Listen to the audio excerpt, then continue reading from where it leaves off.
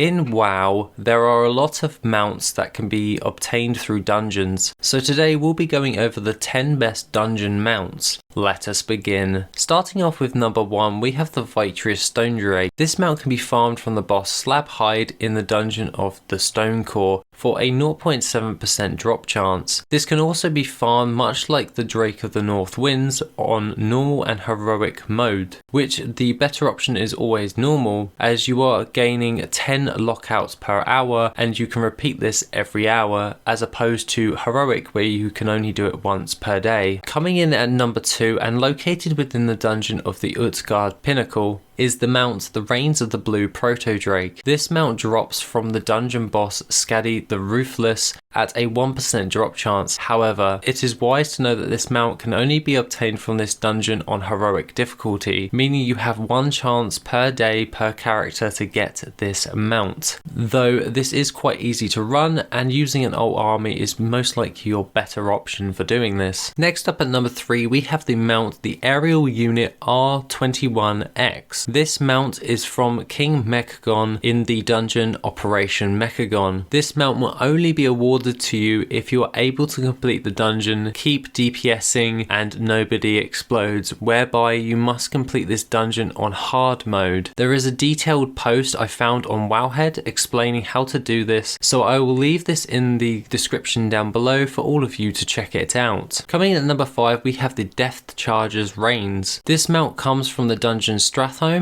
and drops from the last boss Lord Arius Rivendare at a 0.1% drop chance. This mount is quite difficult to obtain, however you are able to farm this dungeon for 10 runs per hour, meaning you have 10 tries per hour of getting this mount to drop for your character. Following on to this at number 5 is the Reigns of the Swift White Hawkstrider. This can be farmed from the dungeon Magister's Terrace on heroic difficulty. This mount will drop from the last boss of the dungeon Kalthus Sunstrider at a 4% drop chance, and due to only being able to farm this once per day, an alt army would be prepared to speed the chances of getting this mount up. Up next at number 6 is the mount of the Drake of the North Winds. This mount can be obtained from the dungeon the Vortex Pinnacle from the boss Ultrius at a 0.7% drop chance. This mount can be farmed on normal and heroic difficulty, so if you're wanting to blast through getting this mount, then running this on normal will be the fastest way to have 10 lockouts you can do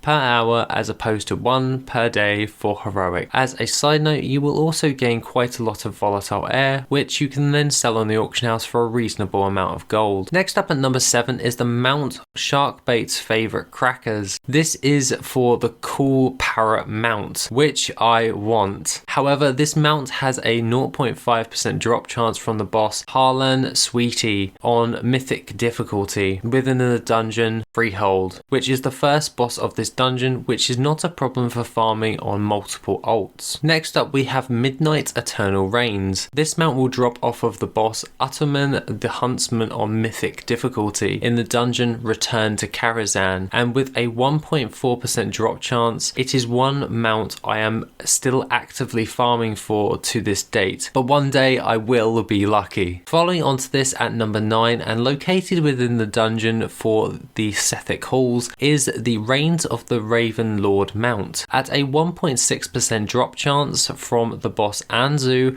which only spawns on heroic difficulty, this mount is quite easy to farm every day, being that it is quite easy to park an alt character outside of this instance and speed through the run each and every day for a chance of this mount. Lastly, and to round out our list, is one dungeon mount which is very hard to get a hold of. This is the mount the Infinite Time Reaver. This mount drops from any time walking dungeon but has an undefined drop chance attached to this, meaning that if you are planning on trying to get this dungeon mount, then you best be prepared for doing a lot of time walking dungeons in order to get the Infinite Time Reaver mount. But of course this mount looks so cool, it's most likely worth it. Other than that guys, that is my pick for the 10 best dungeon mounts and how to get them. Other than that, have a lovely rest of the day, and I shall see you in the next video, which will be soon.